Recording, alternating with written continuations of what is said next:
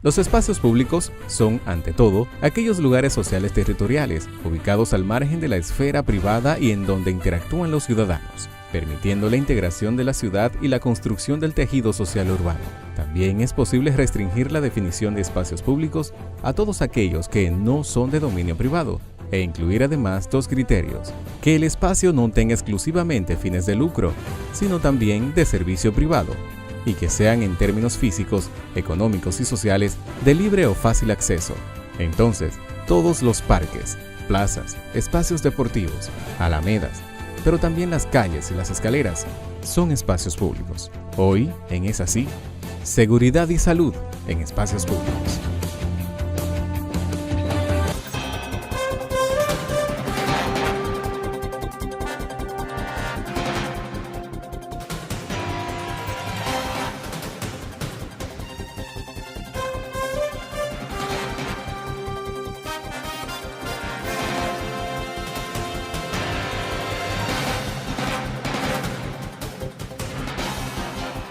Muy buenas, amigos televidentes, sean todos ustedes bienvenidos a este programa Es Así con Luis Miguel de Camps.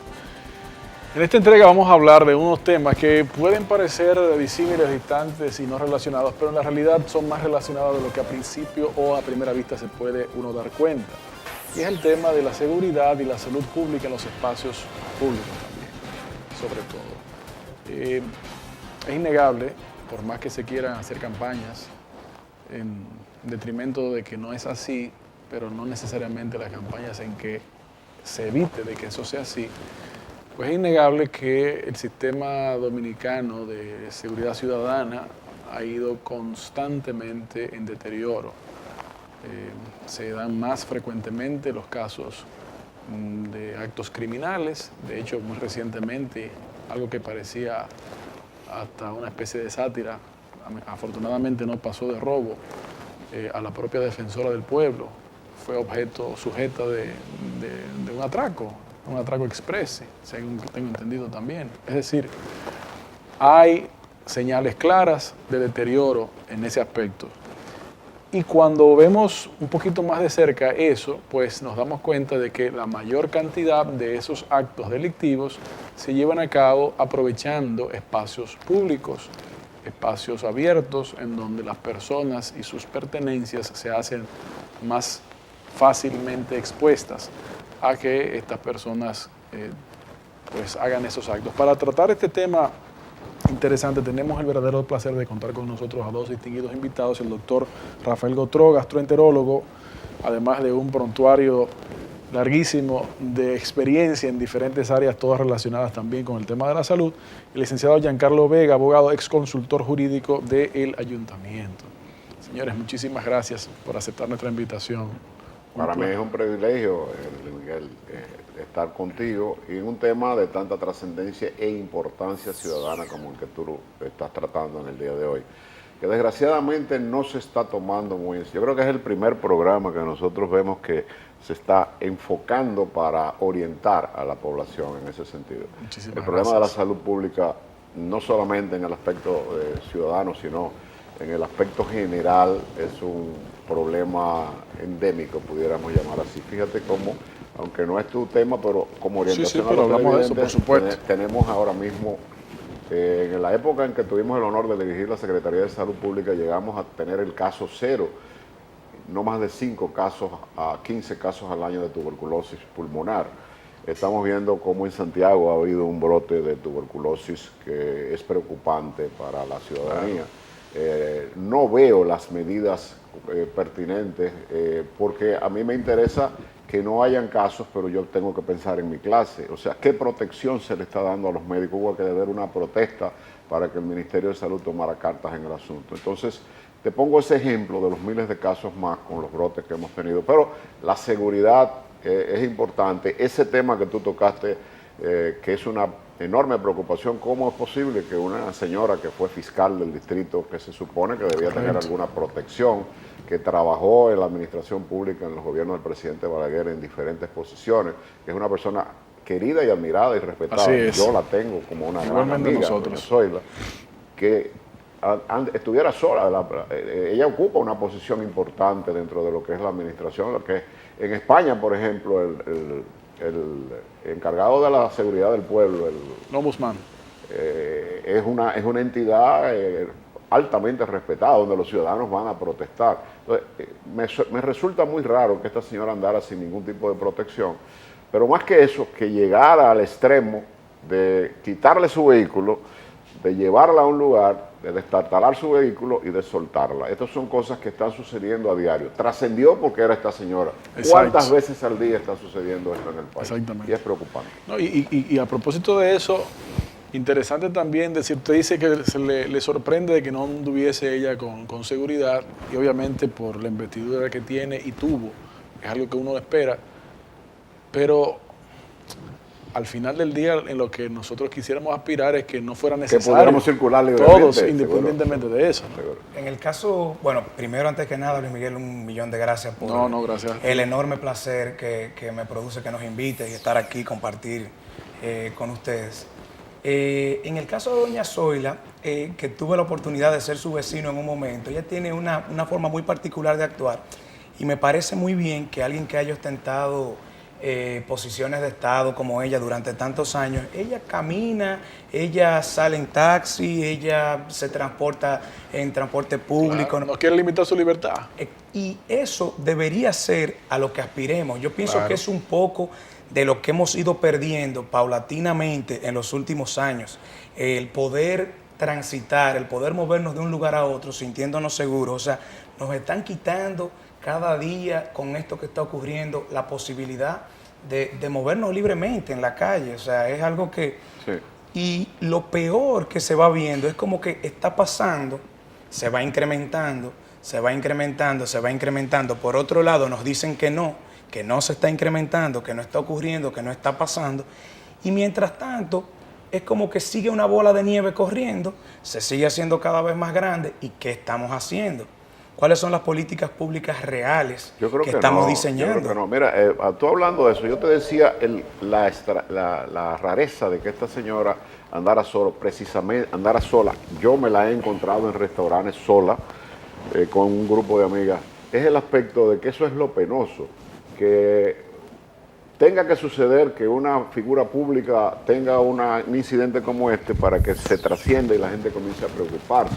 Entonces, lo que significa en otros países que aquí no se ha asimilado, Luis Manuel, el aspecto del defensor del pueblo, que es una entidad jurídica importante en la mayoría de los países desarrollados, pues aquí incluso ella se pasó varios meses en que ya no tenía local para ejercer. O sea, claro, que no la posición fue mendigo de local, de alojamiento. Mendigando un local. Así es. Otra cosa que llamó la atención, y me da pena que haya sucedido una figura como que quiero tanto como doña Zoila, y que admiro tanto, por la representatividad, como tú dices, una señora que ha ocupado importantes posiciones. Claro. Pero y los ha desempeñado todos con una ejemplaridad. Y no ha tenido ningún tipo de tache, un orgullo para los dominicanos en una sociedad tan corrupta, sobre todo en el aspecto político, desgraciadamente. Fíjate cómo entra esa inseguridad que tiene que ver con la parte jurídica del doctor, como con la parte de lo que es la salud pública, que es que el esparcimiento más importante que tienen los dominicanos actualmente, que es el béisbol, en España y en otros lugares es el fútbol, pero acá definitivamente es el béisbol, y es el único entretenimiento que tiene la gente de clase media, la gente pobre, porque hay de todos los precios si tú quieres con tu familia, de que ya en el Estadio Quisqueya han habido más de 12 casos de personas que salen de ver un juego de pelota con sus hijos, y entonces yo anoche me dio muchísima pena. La gente dice, no, que estaba lloviendo, pero yo estaba con un grupo de amigos cuando salí de la consulta y estábamos viendo la presentación de un juego y yo en broma le dije, si enfocaron el estadio desde arriba. Si contamos, yo creo que hay que matar a la gente que vende los refrescos. No había absolutamente nada. Vacío totalmente el estadio. Y esto lo que hace alejar. Lo mismo está sucediendo en plazas públicas, lo mismo está sucediendo en espacios a donde yo recuerdo en Argentina que se llegó a un extremo tal en la época del presidente Menem, de que la clase alta tenía temor de asistir a un restaurante porque en muchas ocasiones, viviendo yo allí, en la época que fui embajador en Argentina, fue atracado restaurantes donde se le quitaba relojes, carteras, o sea, hasta ese tipo de cosas que yo espero que no... No, pero toquen. ya aquí ha habido casos así. Por ejemplo, bueno, y no son anecdóticos, simplemente ha habido sucesos en restaurantes aquí Sí. y en panaderías también aquí, o sea, eso sea... Yo creo que es preocupante desde el punto de vista de ustedes, que ustedes ejercen el derecho.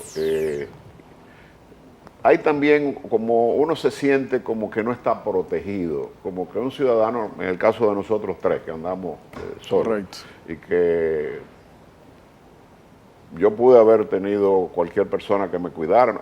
Yo ando solo, pero en cualquier lugar, antes tú decías, no, son los sectores determinados donde ocurren los atracos. Aquí no hay un sector ahora mismo que tú digas está libre. Efectivamente. Yo lo invito a ustedes que me señalen un No, lugar eso donde, mira, no es caminar por la Núñez, para poner un Sí, ejemplo, sí, a donde sí. quiera que tú estés Claro, puede ocurrir claro. una De hecho, eventualidad en de ese hecho, sentido. doctor, precisamente el relacionar el tema de seguridad con los espacios públicos ya le da una connotación diferente e interesante. ¿Y por qué? Porque dependiendo del espacio, el lugar geográfico donde usted se encuentre, que usted esté más seguro o no, y también saber quién me garantiza mi seguridad, a quién le corresponde la responsabilidad, dependiendo del lugar donde me encuentre, de garantizar, de salvaguardar mi seguridad física. Porque es un tema, digamos, espacios públicos es un concepto muy amplio. Y cuando hablamos de espacios públicos, per se, es decir, un espacio puede ser o propiedad y gestión del Estado Dominicano o puede tener una delimitación de gestión municipal, es decir, del ayuntamiento. O sea, dependiendo de esto, ya empezamos a preguntarnos a quién le corresponde. Pero ¿qué ocurre? En República Dominicana tenemos la gran problemática de que ni siquiera esto está correctamente delimitado. ¿Por qué? Porque hay espacios que los gestionan los ayuntamientos, pero que la propiedad es del Estado Dominicano. Exactamente. Y viceversa. Y uno dice, pero ¿y con qué se come eso? ¿Por qué viene eso al caso? Por ejemplo, en Estados Unidos, dependiendo del espacio público donde usted se encuentre y su seguridad no fue debidamente salvaguardada, usted puede establecer acciones legales y usted puede establecer responsabilidades en materia civil, porque no es solamente el tema de seguridad ciudadana vinculada a la delincuencia, también está el tema de una condición física en que se encuentra el espacio y usted puede sufrir un accidente por una negligencia.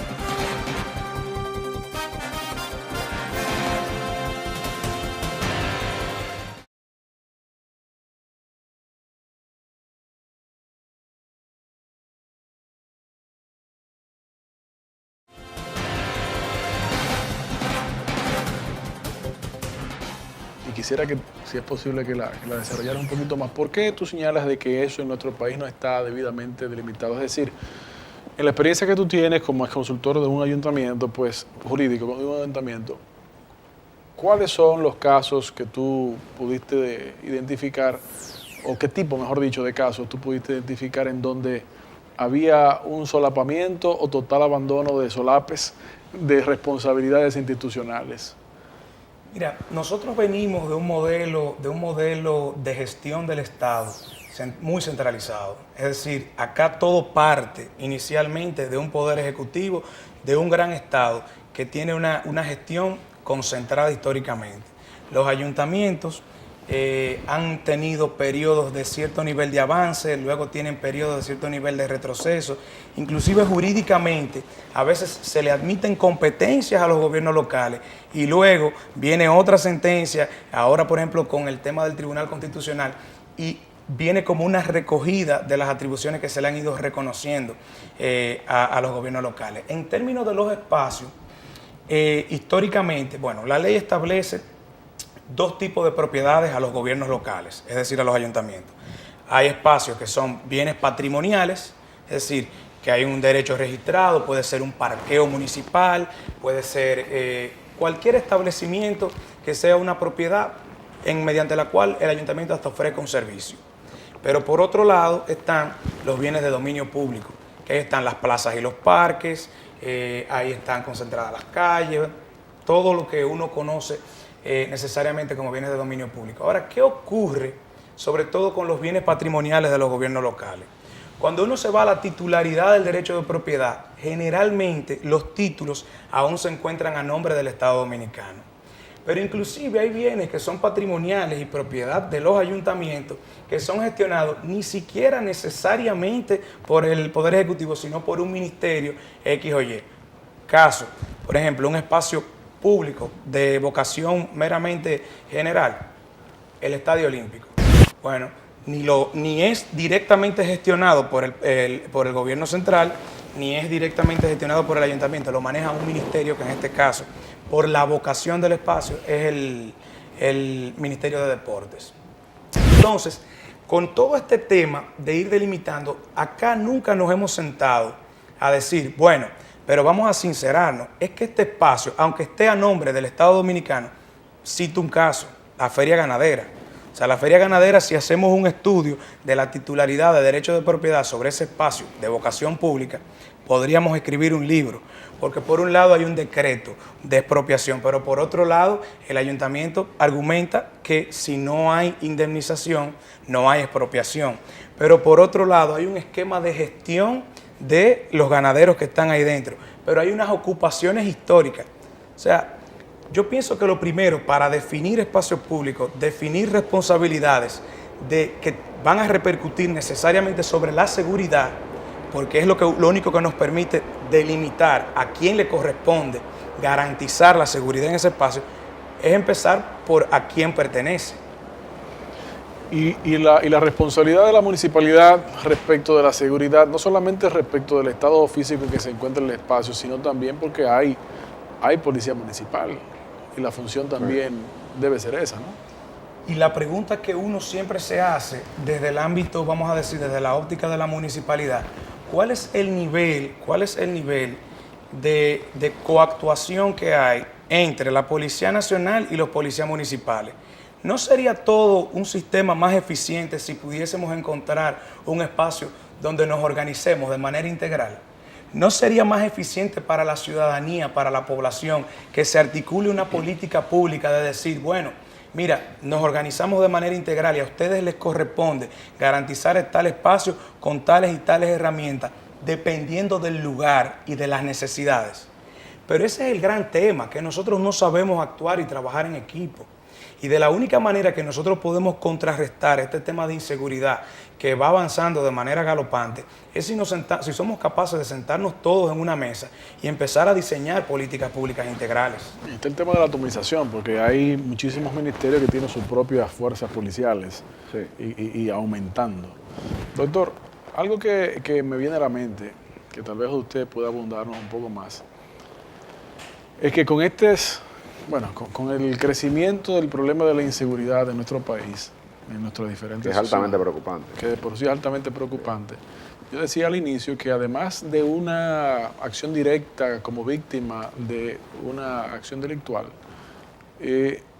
quedan secuelas, no solamente físicas, sino también, o pueden quedar secuelas psicológicas, que de por sí puede convertirse en un problema de salud pública. ¿Cómo ve usted este particular en el sentido de que entiende que se ha identificado como tal o no se le ha identificado como tal? ¿Y qué cree usted en el caso de que se haya o no identificado como tal, debería tomarse en consideración para eso? Sí, fíjate, lo más importante, lo que decía el doctor, que trabajó precisamente como consultor jurídico en una de las instituciones de más importancia del país, porque el Distrito Nacional ocupa una parte muy importante. A mí me llama mucho la atención lo que él decía del aspecto de la Policía Municipal y la Policía Nacional. Toda acción provoca una reacción. Entonces acá, cuando hay un brote de violencia y de atracos, entonces sale una declaración del relacionista público diciendo, a partir de mañana hay un gran patrullaje, que yo nunca lo he visto como gran patrullaje. Entonces esa advertencia es como el mensaje, eso lo llegué hasta hablar en broma con tu padre, el hecho de se quiere desarmar a la población, pero la población que tiene armas tiene un permiso legal. El delincuente no utiliza una arma con un permiso legal para hacer un atraco. Entonces, eso era, te voy a decir, perdonando a los televidentes, una estupidez, vamos a decirlo así. Entonces, esos avisos de que se va a patrullar enormemente las calles, a la semana se olvidó. y vuelve y sigue un ciclo. Y yo me imagino que el grupo, la Asociación de Delincuentes Dominicanos se juntan y se ríen, me imagino yo, porque es una broma lo que eso se hace. Entonces, contestando tu pregunta, una muchacha que sale de su trabajo, que tiene un vehículo en un parqueo, que va al parqueo, que se supone que hay cierta seguridad, que hay cámaras donde se está observando eso, que en eso tenemos que reconocer que hemos progresado algo. Eso hizo uno de los casos más dramáticos, la muerte del exrector de la Universidad Autónoma de Santo Domingo, pues las cámaras especificaron y la tecnología especificó quién disparó. Y a propósito del tema de cámaras y ayuntamiento, el caso también de Francina. Exactamente, el carro de Francina. Pero esa muchacha que sale, contestando tu pregunta del trauma desde el punto de vista de salud pública, ¿qué protección tiene esa muchacha de que va a abrir la puerta de su carro y le aparecen 4 fascinerosos, o la entran al carro y se la llevan para una carretera y la violan, como máximo, como mínimo le quitan el vehículo? Y esa pobre muchacha que sale de la universidad a las 10, que tiene que buscar un carro público, que son miles de las diferentes universidades que tienen tandas nocturnas, que se tienen que montar en un carro público donde a veces se combinan 4 personas para montar a determinadas víctimas, esas personas quedan traumatizadas. ¿Qué protección da el Estado para esa persona que ni siquiera fue violado, pero al que lo encañonan de noche siendo más una mujer, para quitarle un celular? Vimos cómo perdimos una niña en Santiago de 18 años por un celular cuyo valor no pasaba de 1,000 pesos, lo que le dicen un maco, y le dieron un tiro en la cabeza. ¿Ustedes recuerdan ese caso? Eso fue un caso dramático. Claro. ¿Qué trauma va a producir? ¿Quién va a responder por el trauma que produce la pérdida de una hija? Los hijos no nacieron los padres no nacieron para enterrar a sus hijos. Entonces, cuando un padre tiene ese tipo de trauma, ¿qué ayuda da el Estado? ¿Qué consecuencias puede tener esto desde el punto de vista psicológico para una familia, para un entorno? Esa mujer tenía amigos, tenía un compañero sentimental, tenía un novio. Entonces, en sentido general, Luis Miguel, no se está dando ese tipo de protección. Ese tipo de personas, la prensa se hace eco, yo creo que de un 20% de las cosas que suceden diariamente en la ciudad capital. Lo de Santiago es alarmante porque en Santiago ha prosperado un negocio que se llama el pagar para matar. O sea, eso ya es todavía más altamente preocupante. Lo que le llaman, tienen hasta un nombre. Sicariato. Sicariato. O sea, que eso se veía en México, en el cartel de Sinaloa, pero Santiago es una cuna del sicariato en República Dominicana. Siempre, en ocasiones, hay envuelto drogas, pero muchas veces son ciudadanos indefensos que quedan totalmente traumatizados. Entonces, este tipo de programa, yo te quiero felicitar de invitarnos, porque yo creo que una de las cosas que la ciudadanía está esperando con más anhelo es una respuesta de la sociedad, una respuesta de las autoridades responsables de salvaguardar el orden y la integridad de cada ciudadano. Es un término importante en nuestra Constitución, está en la Constitución Dominicana, y lo vemos como, no como decía un político famoso, que era un pedazo de papel. No, la Constitución tiene formas y hechos en los cuales se pueden aplicar. Hay muchos temas que la prensa los mantiene un tiempo, sobre todo temas de trascendencia, y desde que la prensa lo deja de mencionar, nadie le da seguimiento.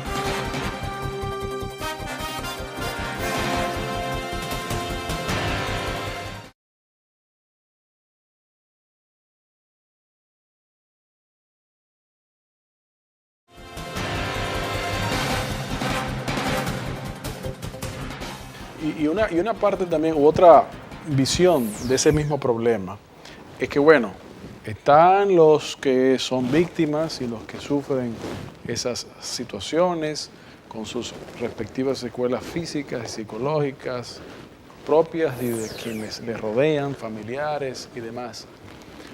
Pero hay casos, aunque alguna gente cree que no, todavía hay gente que no ha sido víctima. Todavía hay algunos. Poco. Sí, por eso digo.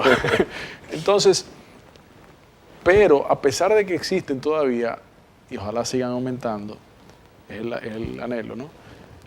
Está la realidad de la atención. Por ejemplo, yo tengo familiares que viven fuera de nuestro país de hace muchos años. Y cuando vienen de visita al país, no quieren andar en la noche, no quieren salir de un lugar a otro. Bueno, porque lo que ven en los medios no es mentira, es real. Y no es fingiendo. No es fingiendo. Pero nosotros que no vivimos fuera de este país, sino que vivimos también en este país, y digo nosotros en sentido general, bueno, nos hemos convertido en prisioneros de nuestras propias casas, no podemos disfrutar nuestros barrios, no podemos disfrutar nuestros sectores, no podemos socializarnos con nuestros vecinos, que a veces ni le conocemos. O sea, ese tipo de cosas también crea no solamente un sistema de protección psicológica de desconfianza, sino también un hasta rompimiento de la fábrica social de una comunidad, porque no hay identificación. Entonces, como mecanismo tal vez hasta de protección, hay una despersonalización de los hechos y una despersonalización de lo que se reporta. Bueno, eso fue a él, eso no fue a mí, eso fue a aquel, eso fue a este. El concepto que tiene mucha gente de la ciudadanía en sentido general, y esto lo quiero decir con pena, es que en muchas oportunidades, ¿para qué voy a denunciar eso si se va a quedar en el tapete? ¿Cuánto tiempo hace introdujiste el tema de doña Zoila? Pero ya de eso hace 4 días, de que detuvieron 4. Hay muchos temas que la prensa los mantiene un tiempo, sobre todo temas de trascendencia, y desde que la prensa lo deja de mencionar, nadie le da seguimiento. Así es. Entonces, la pregunta desde el punto de vista mío, no sé con la parte jurídica del doctor, es que en muchas oportunidades también no podemos tampoco negar que la policía en ocasiones hace su trabajo, o en una gran parte y ahí iría a hablar con el abogado. La policía en muchas oportunidades detiene muy rápidamente a infractores que han cometido crímenes horrendos. En menos de 24 horas se capturaron las personas que mataron a la muchachita en Santiago por un celular, y yo espero que el de doña Zoila también, pero en muchas oportunidades la policía hace su trabajo, pero una nueva ley que yo no soy abogado, pero el doctor pudiera, el aspecto de las medidas de coerción, de las pruebas contundentes, en muchas oportunidades la policía aporta, dice este es la persona que cometió el hecho, y tú ves que esa persona después pasa 1 año, 2 años y tiene 4 fichas más. ¿Cómo salieron?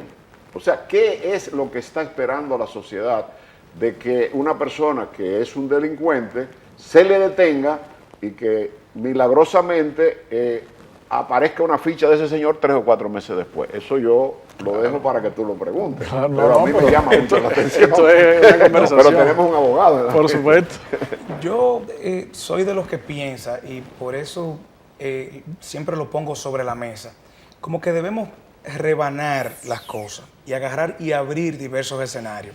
Por eso hablaba hace un momento del tema de una gran mesa donde se empiezan a discutir las cosas, porque ahí usted plantea un tema que se da en un escenario. Cuando ya estamos hablando de que una persona es aprendida, de que una persona es sometida, el hecho ocurrió. Entonces, ese es un escenario que tiene que ver ya con toda una parte de investigación y toda una parte procesal. Sí. Ya ahí está en marcha.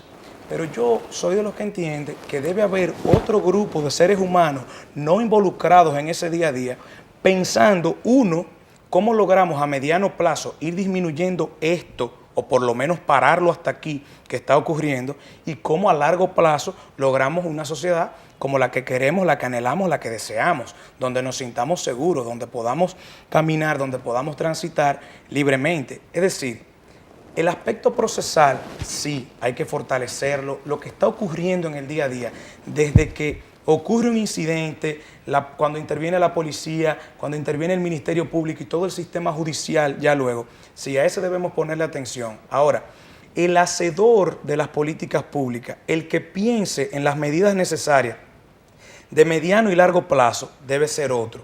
Y le agrego otro elemento. Hemos hablado aquí de espacios públicos. Ahora, es que hemos llegado a un punto que ni siquiera los espacios privados de vocación pública, es decir, plazas comerciales... No, tú has sido atracado en tu propio parqueo.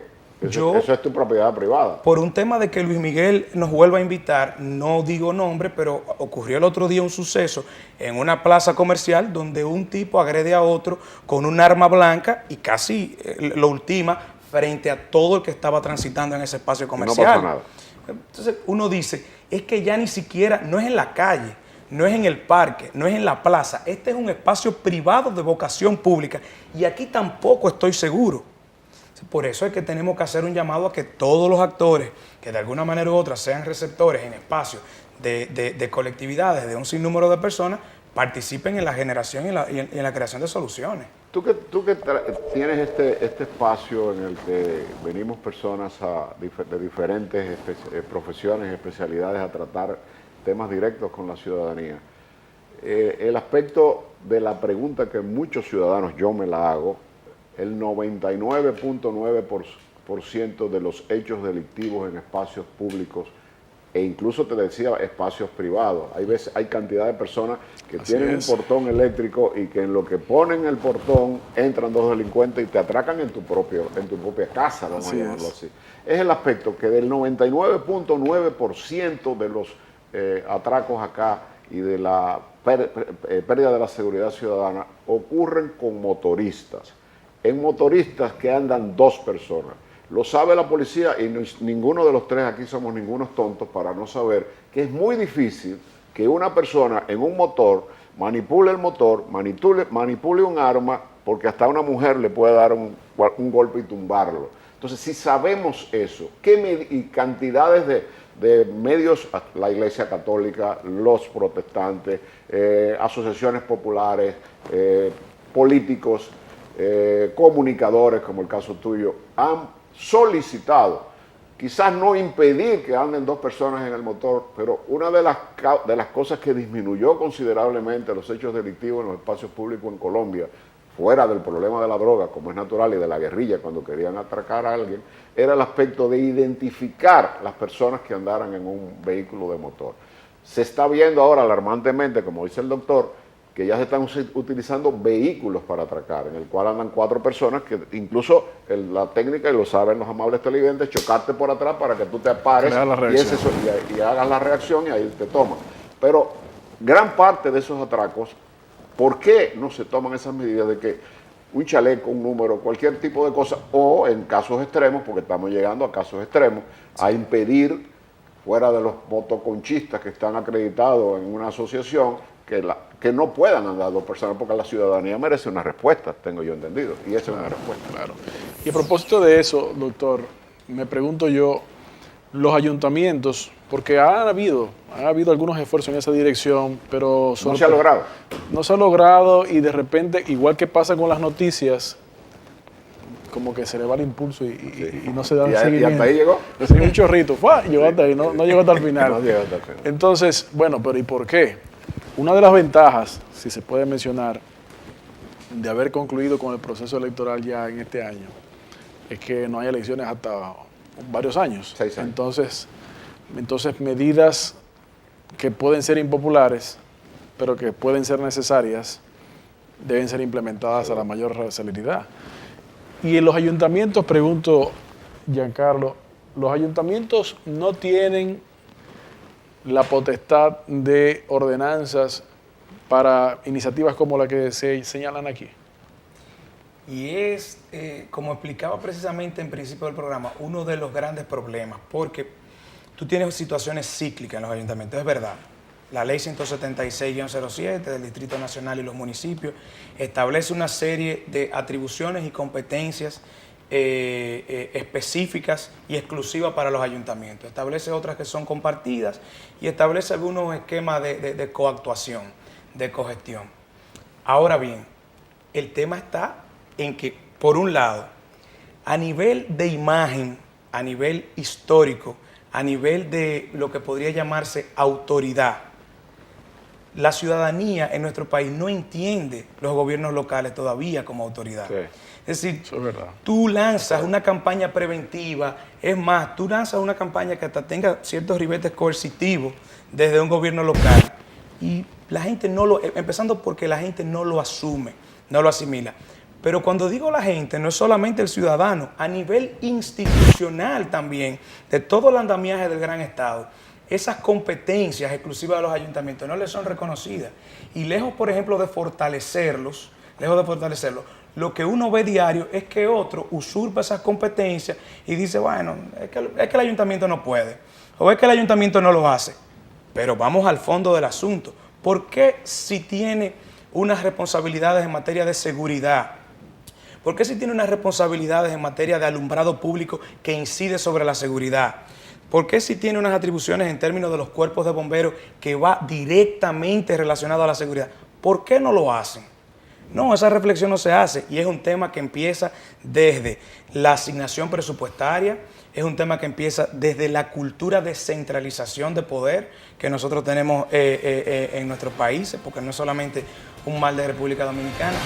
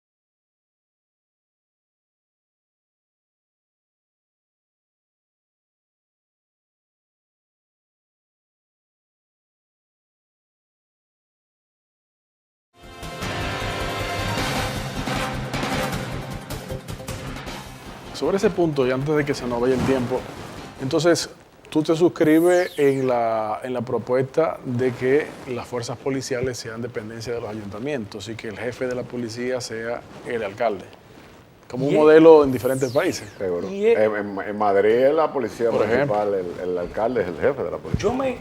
Yo soy de los que me inscribo y me conformaría con un primer paso de avance.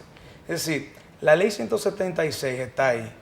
Vamos a empezar a aplicarla, porque ya estamos hablando de modificarla y yo digo, pero ¿para qué la modificamos si esta que tenemos, que es buena, todavía no hemos logrado unos niveles de aplicación en términos porcentuales significativos e importantes? Entonces, yo pienso que debe cambiar un poco, porque nadie puede conocer más la realidad de un territorio en términos de seguridad, en términos de tránsito, viales, o sea, que el gobierno local. Por eso fueron pensados como pequeños ejes de gestión con áreas geográficas más delimitadas, para que fuesen más eficientes, para que tuviesen un contacto más diario y directo con las necesidades de esos ciudadanos.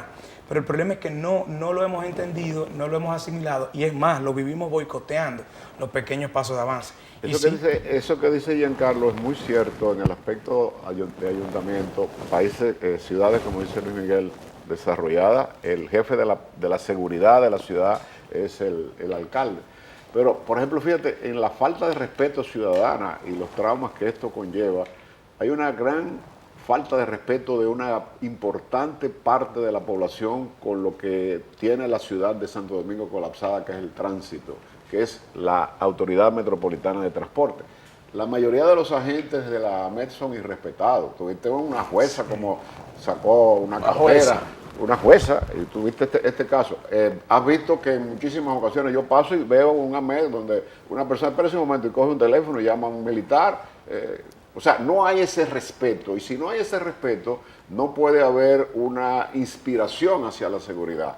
Y te digo el ejemplo notable que pudiéramos nosotros, hasta haber caído en ello, ir por una calle, tomarnos un refresco, bajar el vidrio y tirar la botella sin ningún tipo de conciencia ciudadana. Sin embargo, ese mismo ciudadano que anda en esa jipeta lujosa, va a los Estados Unidos, alquila un carro en Hertz o en Avis, sale por ahí y es incapaz de tirar un papelito porque la cámara lo va a captar y se le va a poner una multa. El alcalde actual habló de que se van a comenzar a aplicar por primera vez en la historia las leyes de las infracciones de tránsito de los ciudadanos, que eso es una Eso es un aspecto de salud pública que nos corresponde a los Claro, médicos. claro. El hecho de que haya una contaminación, esas botellas plásticas, el público tiene que tener el conocimiento que pueden durar millones de años, que son indestructibles. Y cada vez que usted está lanzando en un zafacón 4, 5, 10, 15, 20 botellas plásticas, usted está contaminando el ambiente y está yendo en contra de la salud de sus propios hijos. Estamos tratando de preservar el planeta y vemos cómo aquí hay un creado Ministerio de Medio Ambiente que hace un show por televisión para tratar de demostrar que se están haciendo cosas y se siguen depredando los bosques y se siguen depredando los ríos para las famosas arenas, para las construcciones de los grandes edificios. Y eso va en contra de nosotros primero. Vale. Señores, lamentablemente el tiempo se nos ha agotado, pero para mí es un verdadero placer haber compartido este espacio con ustedes porque uno aprende demasiado con ustedes. Así que yo estoy seguro Honor que... la invitación. No, el placer es nuestro. A ustedes, amigos televidentes, como ustedes han visto, nosotros, no solamente en esta entrega, sino en las diferentes entregas que armamos, pues tratamos de crear un espacio de conversación, de discusión objetiva, de forma que cada quien plantee su modo de ver las cosas, porque somos de los que nos suscribimos en la idea de que imposiciones unilaterales difícilmente produzcan resultados duraderos. Pueden resolver tal vez un problema momentáneo, pero no va a resolver la base de ese problema. Y por eso creamos, lo tratamos y pretendemos crear estos espacios de conversación porque pueden surgir resultados positivos y duraderos. Y en este espacio, pues en el día de hoy hemos hecho este ejercicio de identificar por qué es también un problema de salud pública la inseguridad ciudadana y cuáles son las características fundamentales de esto y quiénes son las entidades responsables. Ahora aprendimos hoy también que la responsabilidad es compartida, lo cual es bueno y malo. Hay que ponerle la cascabel al gato, ¿no? Es como cuando se le manda hacer un dibujo a una comisión de un caballo, al final la comisión sale con un camello. Eso es muy clásico, pero sí. Independientemente de eso, es un esfuerzo también ciudadano de lograr concienciar un poco a todos nosotros de dónde es que está esa cascabel. Señores, muchísimas gracias nuevamente por estar con nosotros y a ustedes, amigos televidentes, muchísimas gracias por su sintonía y hasta la próxima.